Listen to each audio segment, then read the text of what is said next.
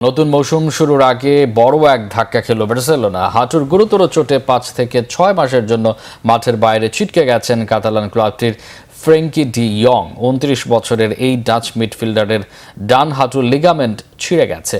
লা লিগা চ্যাম্পিয়নরা বৃহস্পতিবার এক বিবৃতিতে জানিয়েছে, বিশ্বকাপ থেকে ফেরার পর পরীক্ষায় ডি ইয়ং এর ডান হাঁটুর লিগামেন্ট ছিঁড়ে যাওয়ার বিষয়টি নিশ্চিত হওয়া গেছে। তার সেরে উঠতে কতদিন লাগতে পারে সে ব্যাপারে ক্লাবের পক্ষ থেকে কিছুই বলা হয়নি। তবে স্প্যানিশ সংবাদ মাধ্যম এএস এর খবর, 5 থেকে 6 মাস মাঠের বাইরে থাকতে হবে 29 বছরের এই ফুটবলারকে।